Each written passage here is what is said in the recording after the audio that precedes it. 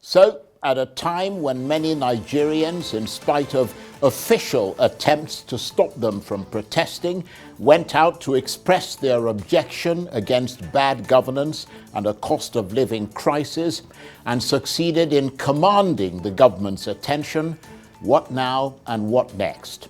The heat that ignited those protests and gave manifest expression to the people's anger has created tinderbox conditions beneath this country's politics, with many activists promising to flock back onto the streets, but biding their time, waiting to see what the government will do in amelioration.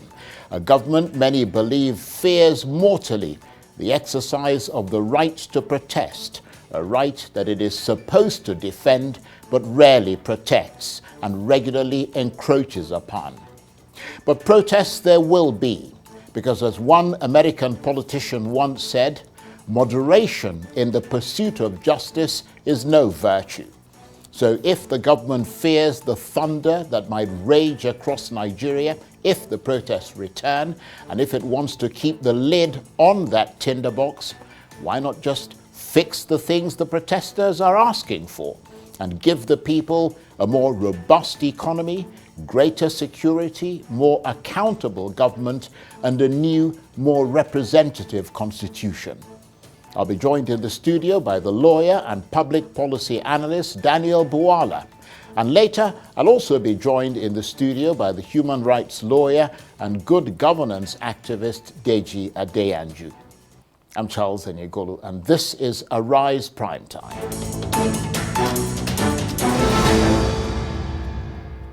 Now, after those 10 days of rage that erupted in the wake of mounting economic hardship in Nigeria, whatever happened to the voices that were raised in protest across this country calling for an end to hunger and bad governance? Clearly, not much has changed with the cost of living. It's still unbearably high, with food and fuel prices soaring and the currency, the naira, weakening by the day. For millions, the simple things, food, water, shelter, and medicines, are still unaffordable. And there is the perception that an egregious injury has been done by the reforms put in place by the Tinubu administration. But 11 days after Nigeria appeared to be on the edge of eruption, the voices of anger appear to have gone quiet, at least for now. However, the end bad governance message is still hanging wrathfully in the air, along with other things. Among other things, the demand to cut spending on government officials and, more radically, to scrap the 1999 Constitution. And it's all happening as the administration has been spending tens of millions of dollars buying new presidential jets, which have recently been impounded in France for alleged breach of contract. So how much has this left the Tinubu administration with a sense of profound unease about what might happen next with that all-consuming domestic rage? Or might anything not in fact happen in a country known for building things up and then letting it all end in an anticlimax? Well, later I'll be joined in the studio by the human rights lawyer and good governance activist Deji Adeyanju. But first, for his assessment of developments in Nigeria, I'm joined now in the studio by the lawyer and public policy analyst Daniel Bwala, who is a member of the UK's Honourable Society of Lincoln's Inn, one of the 4 inns of court in London to which barristers of England and Wales belong. Thank you very much indeed for coming in. Thank you for having me. What impact have these protests left? You know, like we all know that protest is a constitutional right of people, and that is behind us. But I think that the lessons to learn are both sides, on the part of the protesters and on the part of government. But I think there's more to do with the protesters, because when they began this process, some of us were advising that no matter what your objectives are, you should be able to have leadership, to be able to negotiate. It's like trade union. And so the spirit of EndSARS haunted them, because they have this belief that once there are identified leadership, they are likely to be compromised by government. So they felt that a hydra-headed approach to it is one that will compel government to do that. But we all also know that because of the dynamics of Nigeria and of course the undemocratic elements who also have interest in this whole thing, we advise that if you go to a protest without a defined goal, the undemocratic elements are likely to seize it. And once they do that, then there's breakdown of law and order.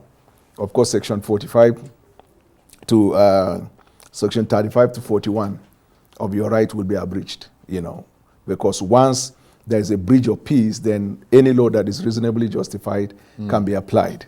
So the lesson to learn is that now the protest is over. Can they, in all honesty, identify those things they said they wanted to say?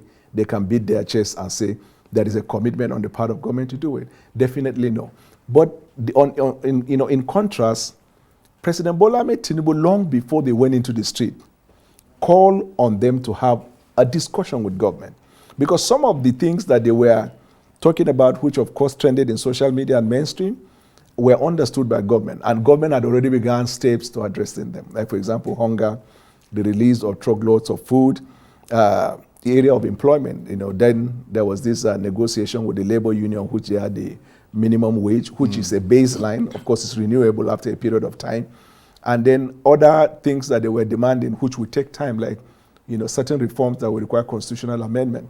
Then, of course, others which are not within the precinct of the executive. For example, if you're asking for a reform that squarely falls on the jurisdiction of the National Assembly, you can, expect the federal executive, government to do that. Yeah, but you can. The federal government can lead the president goes to the National Assembly to ask for certain bills. So if there was an organized, like we have always said, some of the characteristics of organized protests is that there will be identifiable leadership, identifiable objective, set time and deliverables. And you don't think there was? Some of these things were not there. Well, otherwise, the reason I say that, and I apologize for interrupting you, is that the government always comes up with this issue of no identifiable leadership, but they always find the people to arrest. So when there is a breakdown, they go and arrest people who they perceive to be leaders. So, for example, Adeyanju, which will come to your show later, is someone I know, but I have also watched on television. He distanced himself as one of the organizers. He's a lawyer to the protesters. You cannot call him an organizer. He supports the cause. It doesn't mean he's an organizer. But he said it with his mouth that he does not identify with them as leaders and organizers, but that he's a lawyer to the organizers. When someone says that, you cannot brush him as one of the organizers. So when all of them... Yeah, but that's just Adeyanju. What about the people who were arrested and so on, and arrested because they were perceived to be leaders? It's not a perception. It must be based on intelligence. So, for example, if you're invited to in which case the government will have people to negotiate with if it wanted. No, once there's a breakdown of law and order, you don't negotiate with crime. You negotiate. You see, there is a political capital, just like the Labour Congress. You strategize a timing in which you can hold the government by the jugular, and then make your demand. If you are not strategic, you see, strategy is the only cure to tragedy, generally in life, in business, in everything we do. No matter how ferocious you think you are, if you don't have a good approach to issues, you will fall flat with your wisdom, with your knowledge, with your strength, and everything. And that's what the protesters like. Earlier, when I talked about the National Assembly, said federal government can bring a bill. You know that you can move your protest to the National Assembly on specific things that you want to reform. In the past, protesters did that. Then, of course, what about the states? We are all aware of the distribution formula of the increased allocation. We haven't seen any protests at the state level. And that's why some of us, when we began analyzing, we now felt that, well, there are a few handful of people who genuinely feel strongly about the country and they are protesting.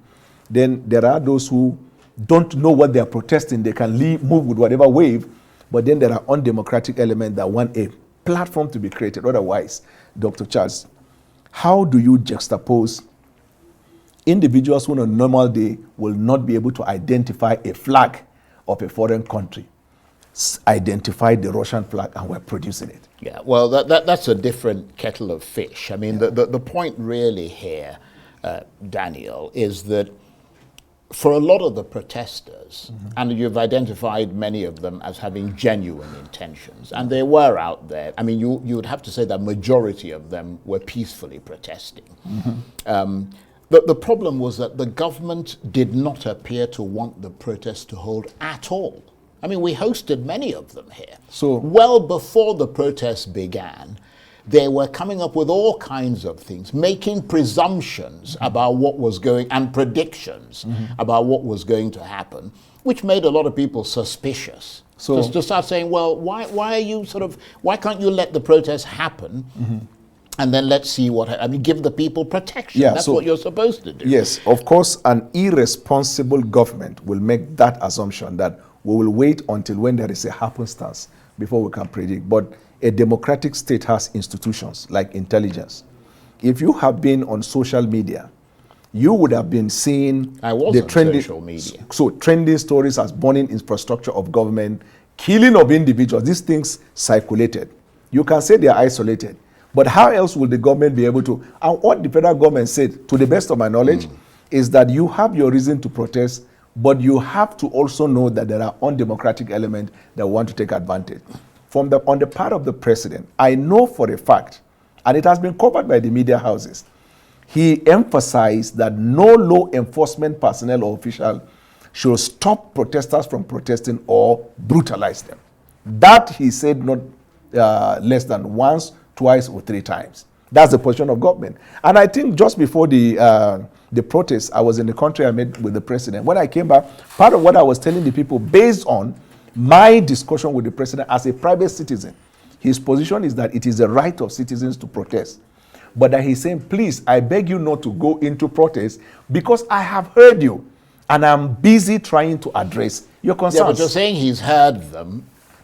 I mean, part of what he said he was going to do was to arrange for a dialogue. Right. We're not seeing, even if your argument is that there are no identifiable leaders, we're not seeing overtures on the part of the government to say that they are eagerly trying to work out a way that a dialogue can take place. You see what I mean? Even if they don't have, even if the particular protesters, groups of protesters don't have identifiable leaders, there are lots of pro-good governance people in this country who you could easily call and show publicly that you're actually engaging, and based on that discussion, put that to the Nigerian people. There are lots of ways that you can do it, but we're not seeing any attempt by the government to actually arrange any form of dialogue. I know for the fact that the federal government tried its best by saying,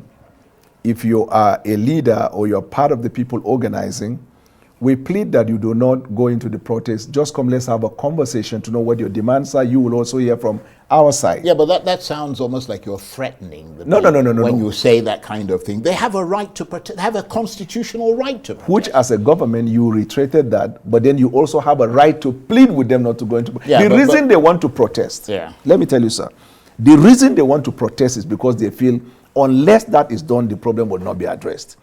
Now, because probably the government isn't listening. The government wants to have a conversation. Is in trade dispute with Nigerian Labour Congress. They will say, we want to go on strike. And the government will say, before you go, let's have a conversation so you don't see the need to go on strike. It is the same spirit, intent later, and intention that the government is applying. Well, but I think that where some of these youngsters goofed is because they interpreted the request of the president for them to come forward for conversation as a weakness. So they doubled down on the threat of protest. And listen, well, they're also, some of them, I mean, we've spoken to them. Yeah. Some of them are also afraid of what is going to happen in a country where the sledgehammer has often been used to suppress people who protest against government. On the day they fear that if they turn up and say, okay, we're the leaders, they'll just incarcerate them. So, but that's an unfair, to do it with some people. That's an unfair demonstration of fear because but do you agree that they did that with some people who at one point they thought were the leaders of the protest? To the best of my knowledge, it was after the protest has commenced. But the reason why I want to keep using the name Deji Adeyanju because he will come to your show. Well, Deji is here. I know. So that's why I am giving fact and presenting him as an example, he has the opportunity to debunk that. I watched on live television, on the day of protest, Deji Adeyanju was together with some of his friends at the National Stadium. A police officer, high-ranking police officer, approached him and they were having a civil conversation. I watched how Deji that day was acknowledging the fact that the law enforcement officer is civil in his approach. Much more later, I read that things broke out and that there was blah, blah, blah, blah, blah. But are you happy for us to bring Deji Adeyanju on while you're on? Sure. So we can all have this conversation? Sure. I'm waiting. Stay with us. You're watching Arise Prime Time. Plenty more to come.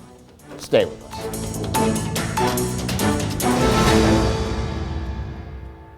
Welcome back to Arise Prime Time, where we offer perspectives on the news and talking points of the day. I'm Charles Aniegolu. So at a time when many Nigerians, in spite of official attempts to stop them from protesting, went out to express their objection against bad governance and a cost of living crisis and succeeded in commanding the government's attention, what now and what next?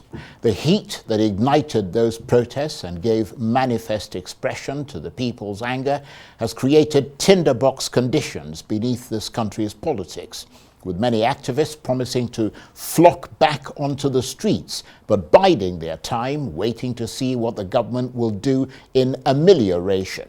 The government, many believe, fears mortally the exercise of the right to protest, a right that it is supposed to defend, but rarely protects and regularly encroaches upon. But protests there will be, because as one American politician once said, moderation in the pursuit of justice is no virtue.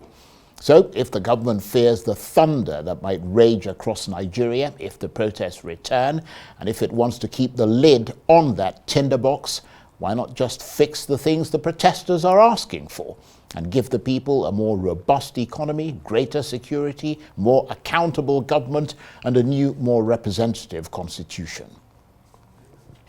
Well, for more on this, I'm joined now in the studio by the lawyer, good governance advocate, and popular human rights activist, Deji Adeyanju.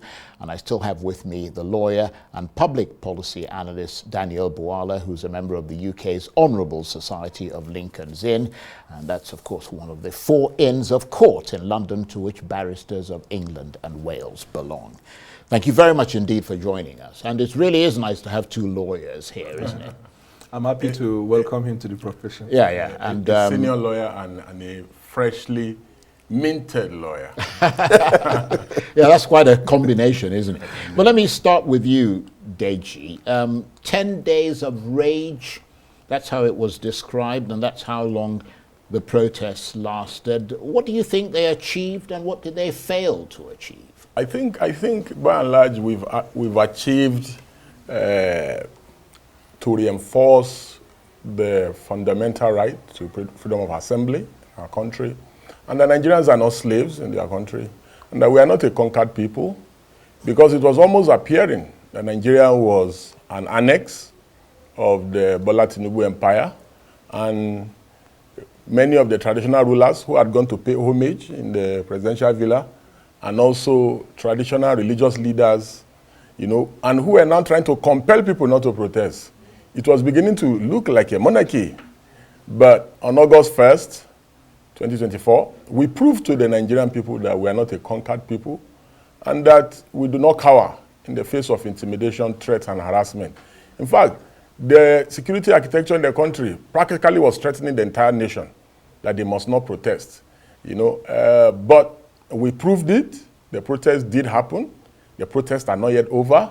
So people who are in government or supporters or sympathizers of government should not celebrate yet. Nigeria is like the Titanic. Nigeria is going through unimaginable turbulence. The only people who are having a good time are those who are in government or sympathizers of those who are in government. If you look all around us, people are wearing different kinds of life jackets just to barely survive. Businesses are folding up daily. Even international businesses are exiting the country. When we, the protesters, we asked for rice. We never at any point asked for rice in the course of the good governance protest, but the government was sharing rice even before the protest, during the protest, and after the protest. We ask for an improved security architecture for the country, the government is sharing rice.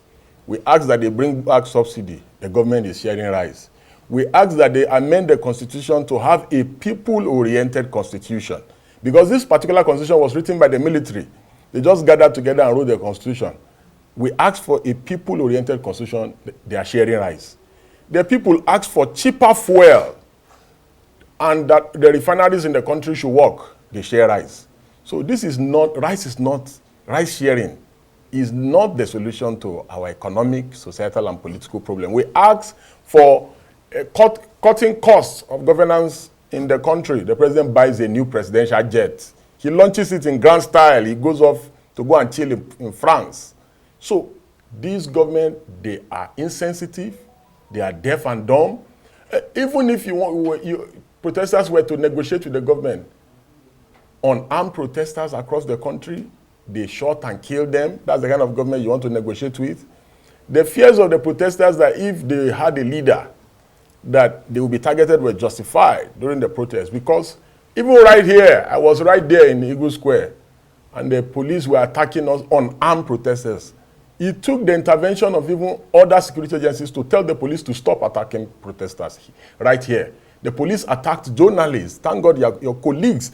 I saw at least 3 of your colleagues from this media platform who were at the stadium when the police attacked us. So when people come and say that the protesters were not ready to negotiate, how can you say people are not ready to negotiate when the government is not making any attempt to meet any demands before the protesters? I was on this platform before the protest, and I said the president can still prevent this protest from even taking place in the first place. That the president can meet 1 or 2 of the demands of the protesters. And if the president does so, I even suggested that if the president brings back fuel subsidy, that he will be celebrated in this country. And that because there's already fuel subsidy. So the idea of saying that subsidy is gone is a scam, is a lie. That in fact, we pay triple what we used to pay for subsidy. In fact, this president should return us back to the subsidy regime of Buhari, which was better for the nation when a liter of fuel was selling for 167 naira. Now, no subsidy. We are paying almost 1 trillion naira per month. Under Buhari, we almost 1,000. Yes. Not 1 trillion. Yes. So right. Under Buhari, we were paying almost about 300 and something billion per month. Right. To cushion the effect of fuel subsidy. So okay, you mean overall? Overall payment. You were talking about overall payment. That's what I'm talking about. Well, you've set out your stall there. Let me give Daniel Bwala a chance. I mean, we see. I wonder how many bags of rice you might have got. Given that there's a lot of rice floating around the place. I haven't got any, but let me tell you this. You see, my brother Deji, in his last words, contradicted himself. He said, we simply ask the president to bring back subsidy. In the same sentence, he said, in fact, they have not removed fuel subsidy. So you don't know which one. Well, I mean, the least the government could do is acknowledge what the situation is and give the people a true picture of what is going on, and then they can make that assessment. And this is what will work if there is an identifiable leadership. You see, you have to look at the protests and juxtapose that with the trade union, Nigerian Labour Congress. Yeah, but I don't mean to interrupt you. Yeah. The protesters are Nigerians. Mm-hmm. They're simply people who took the angst of Nigerians onto the streets. But the president still owes it to the Nigerian people, right, irrespective of whether he speaks to the protesters or not. Yes, which is what the president was doing consistently in the days leading to the protest. And secondly, the protest, if it were a spontaneous protest, you would say there would have been no need for identifiable leadership because it's spontaneous. This was a well-planned and organized protest. Certain individuals gave a date, produced demands, shared it, gave timelines, talk about where to meet, and that there are human beings planning it. The government said, can you come, let's have a talk. Unfortunately for them and to their disadvantage, they refused to come up. So after they exhausted the 10 days now, there is nothing they can point at and say, we're going to hold government responsible on A, B, and C.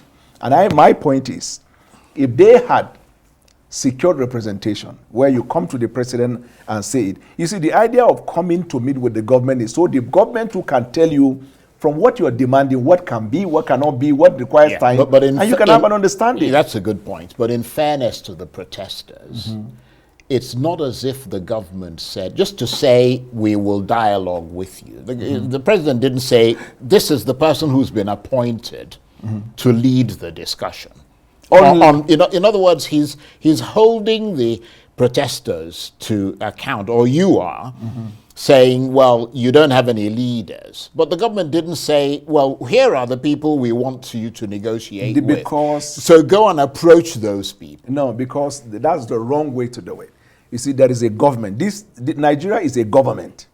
Has a government. And Nigeria has a government. Yeah. Identified leadership in the president. And he has cabinet members. So there is an identified government. It is when they bring their demands and they ask you, get your leadership. Well, they brought their demands. Yes, so that what I'm saying is the demand is in the social media. You say, identify your leaders in survey talk. Say, let's assume, I'm giving an assumption. Deji, Adeyanju, and a few others now said, okay, we are leaders and these are our demands. We want to speak with the government. You will come to the president or any official of government. The president will now set up a committee or team. The same thing with the Nigerian Labour Congress. And then the people with the team will sit down and have a talk. Now, well, it's a chicken and an egg situation. Yeah, so I mean, the government could have done its part and left these people to do theirs. But let me bring you, let me bring you in, Deji. I wonder if you'd like to respond to the things he said. Yes, so basically, this is not the first time protesters are protesting and having demands. The demands of the protesters during NSAS was not met. While NSAS was going on, key leaders of the NSAS movement met with government, but nothing was done. You know, do you meet a government that is not willing, not ready to negotiate? You know, that, because look at the amount of resource that was put into stopping this protest. Imagine we just put that energy into fixing the country. Look at, we never knew until the End Bad Governance protest that we have this amount of security mobilization in the country. That means we can actually tackle the insecurity problem in the country if we want. It simply means some people in somewhere do not want the insecurity problem in the country to be solved. Because here in the FCT, the police said they deployed over 4,000 something officers. Imagine what 4,000 officers will do in Zamfara, Sokoto, and Kebbi. It will have prevented the emir who was just killed in Sokoto from being killed. You know, an emir was abducted, displayed by bandits, killed, an announcement was made by bandits in a country that has government. In this same country, protesters, 1,400 protesters have been arrested by the protester-in-chief, who has always been protesting, who is a chief critic of others. These are people who call a sitting president kindergarten president and all sorts of names. And nobody had any issue with them. Why? It's now their turn to receive criticism and to receive protests. All of a sudden, protesters now must meet government. Protesters now must have an identified leader. Protesters now must assemble at a particular venue. In fairness, Deji, I mean, you know, in fairness to what Daniel Bwala was saying, you don't just say something and then the government will just say, okay, we'll do it. You see what I mean? I mean, there has to be a process of explaining to you what the pros and cons are of the demands that you're making, because they are the ones who are controlling government.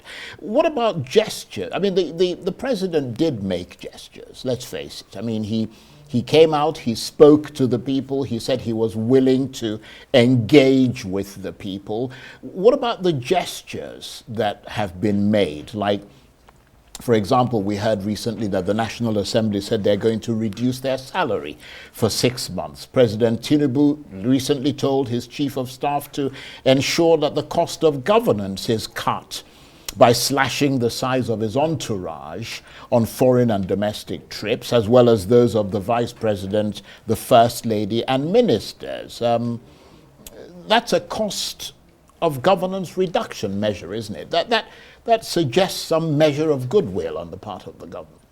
For us, from where we are standing, we do not see any sign of goodwill from the president.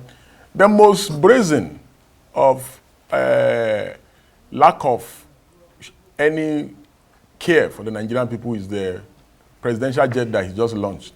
150, whopping 150 I have to billion. admit that's a difficult one to justify. But I'll come to you on that whopping in a minute, 150 billion.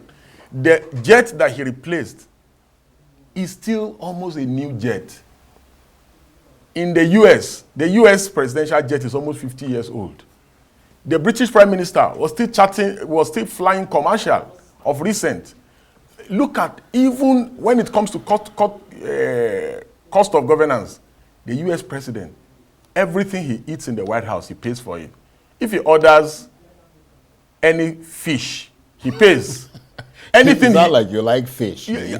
I'm speaking to the heart of cutting costs Right, I in understand governance. what you mean. And so, look at the convoy of the president. The day the president was going to France, I was coming from Lagos. Yeah, but he just said that he wants to cut. The day that the president was Right. going to France, I was coming from Lagos.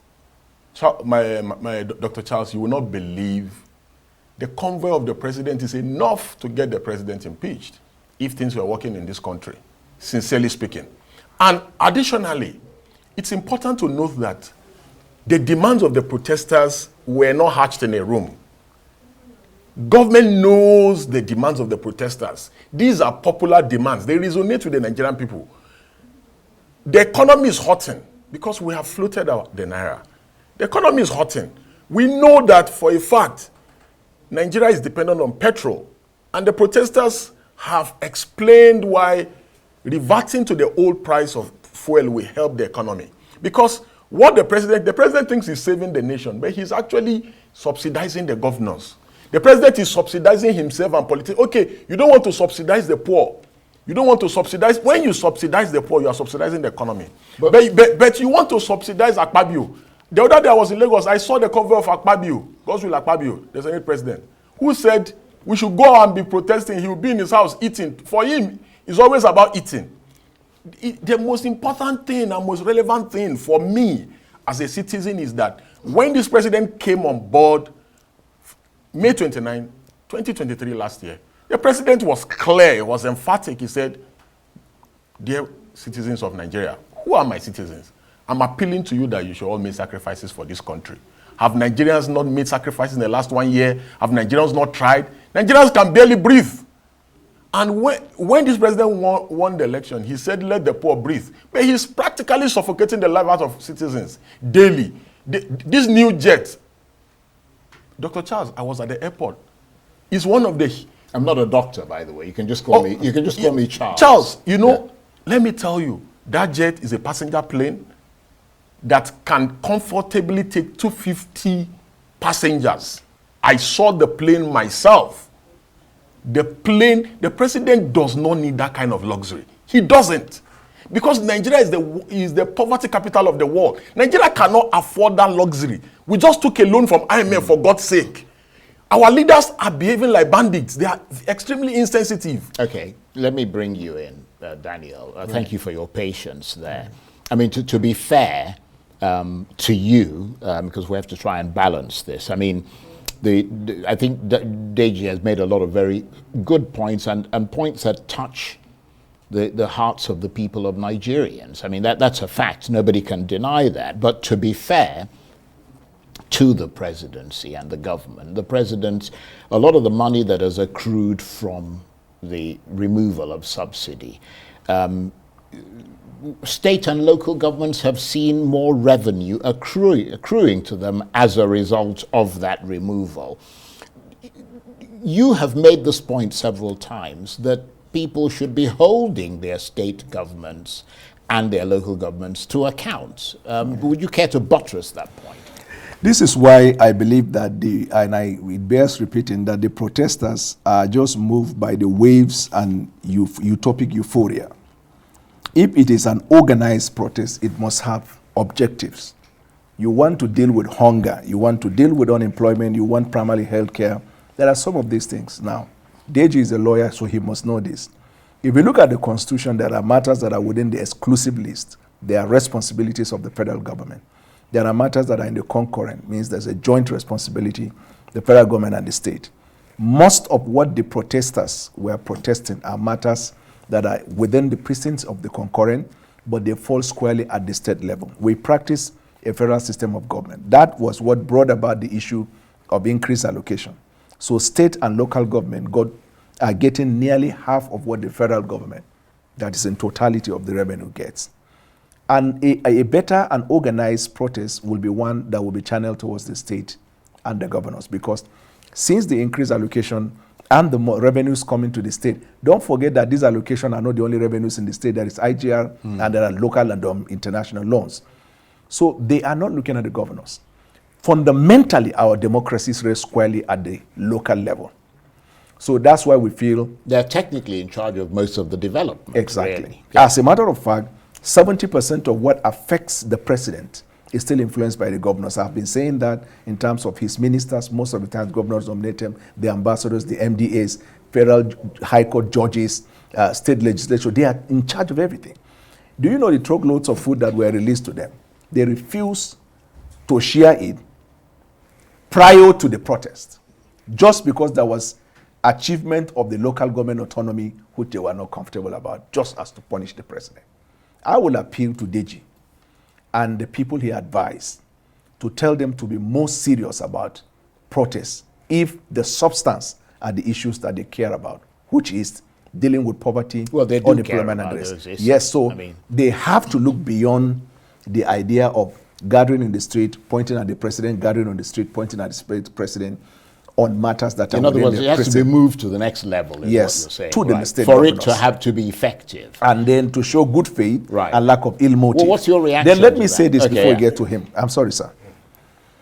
If they don't change strategy, 100 protests of this nature will not achieve anything. We have to be, that's why they call it organized labor. So the protest has to be organized protest in order to achieve that. Well, it's not about, you see, it's easy to do catchphrase. Evidence does not support the point you're making. No, what I'm saying is, even though we're not calling for anarchy by any stretch of the imagination, but I mean, we've seen ample evidence across the world. This is the most successful have protest, actually worked. But this is the most successful protest in which the law enforcement minimize risk by showing restraint. Right. Anyway, let me come to you, and let me just say this before I come to you. I mean, people are seeing you now as a sort of unofficial spokesman of the Tinubu government, and people are seeing you, Deji. Yes. They're calling you Deji, Adeyanju, the rebel in chief.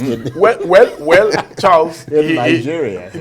Unfortunately, Dan is now a spokesperson for the Tinubu government. And also, well, he has a right to support whoever he wants. Just as you do. The president has a spokesperson, and you know I'm not. It's a constitutional right. Now, speaking to the issues that he has raised. Number one, why should the president continue to subsidize governors who practically loot our money? This is one of the issues we're raising.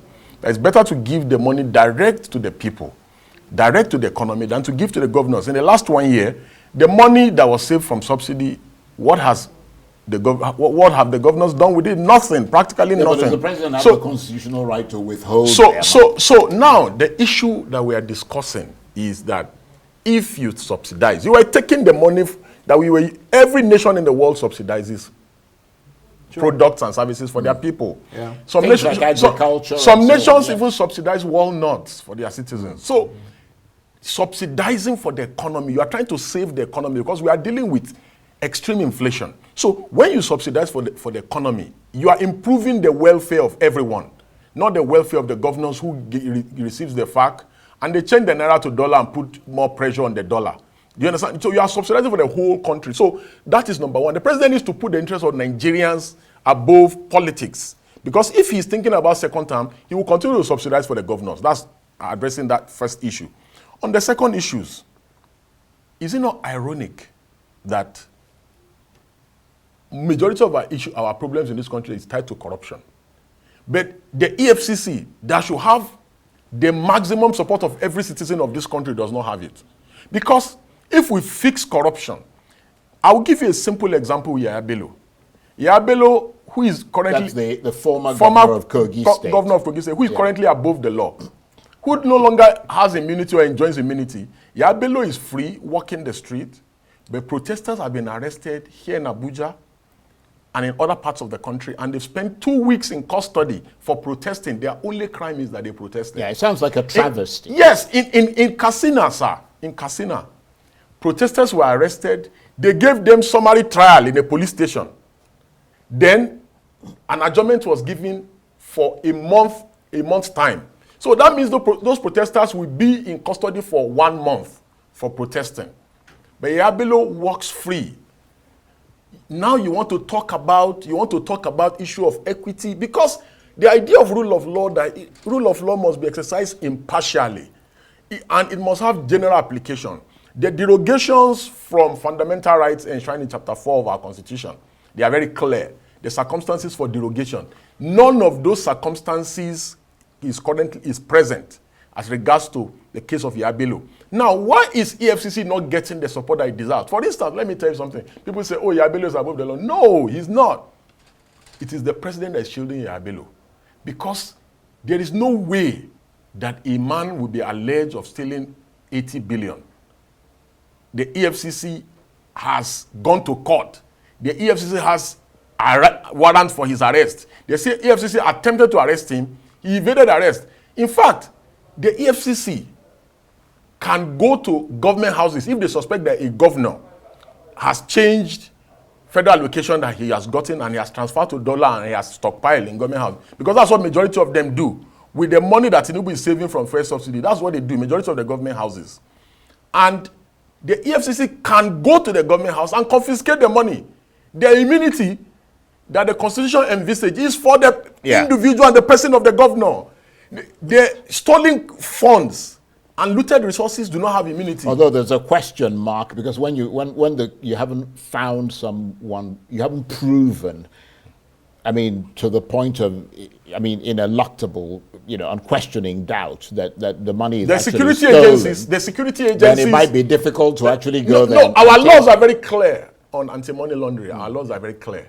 If you are in possession of X amount of money as an individual, you'll be liable for money laundering. If you are in X amount of money, just for exceptional circumstances, thank God that Dan is a lawyer. He knows. For instance, you can say, oh, I'm a lawyer, you're exempted from the Anti-Money Laundering Act because, oh, client's money is in my custody, I can explain. Because the act says you must explain the source. Right. If a governor is found with $50 million in government house, the EFCC should confiscate the money, let him come and explain how Well, they can get a court order. Exactly, that's what we're saying. And impound the money until the thing is done. But Charles, we must give him a chance to come in. Very briefly, let us I was just about to round up. Furthermore, look at the Hajj Commission chairman accused of stealing 80 billion naira.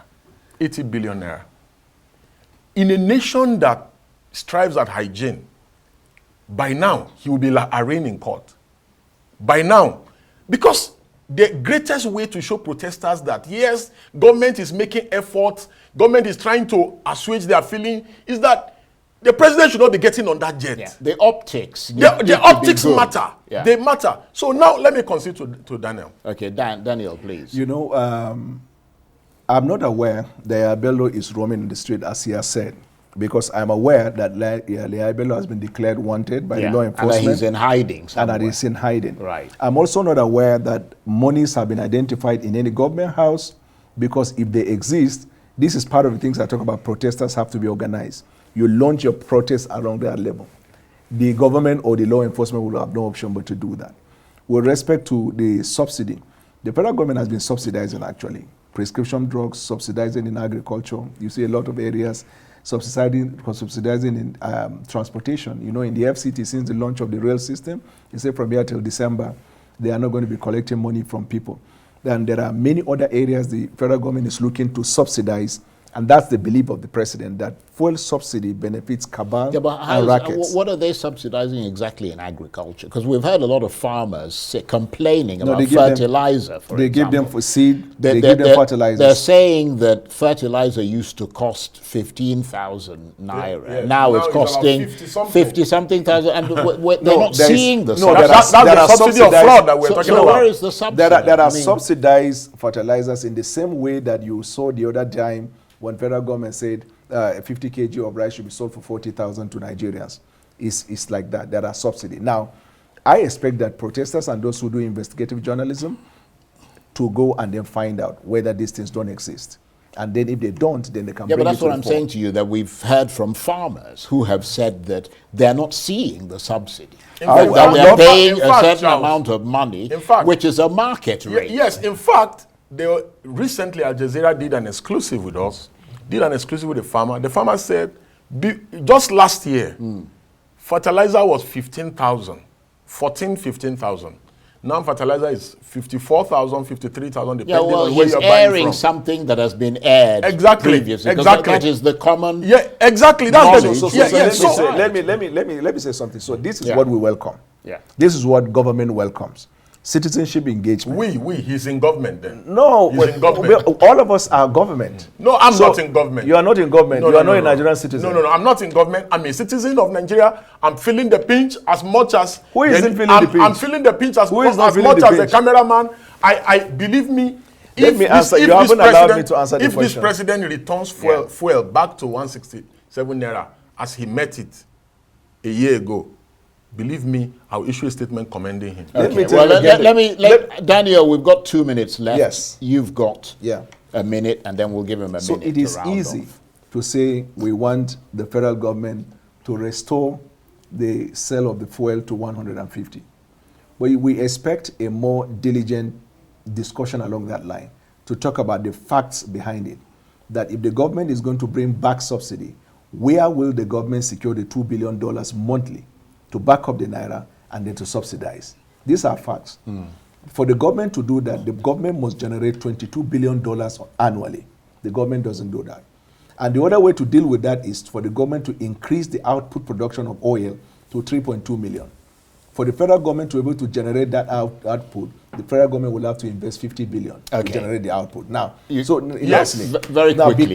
quickly. Exactly. Yeah. So because 10 seconds. When people say return the subsidy without bringing to the Nigerian people facts along that, it is easy to use catchwphrase, rhymes, and popular. But the government isn't giving people those facts. The president said that. Final word. He said the government, where would the government see the money? Where did the government see the 150 billion to buy the jet? Yeah, that's where did the government see the money to buy all the brand new Jeeps? More than 1,000 Jeeps. 2024 Jeeps. Where did the government see the money? Where did the government see the money to fund all? Yesterday I was in Lagos, or 2 days ago. I saw Akpabio driving. He first came in a convoy. He passed my Uber.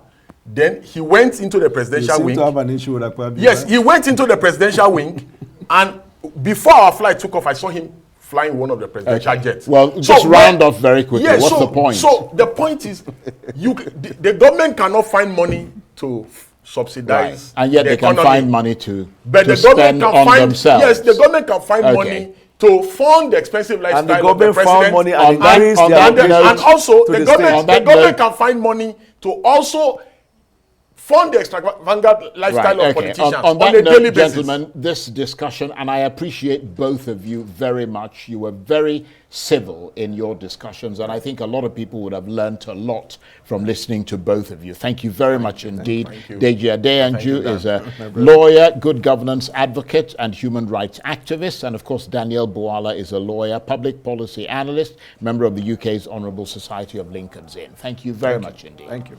That's it for this edition of Arise Prime Time. Join us again tomorrow. From me and the entire team here in Abuja, bye-bye, and thank you for watching.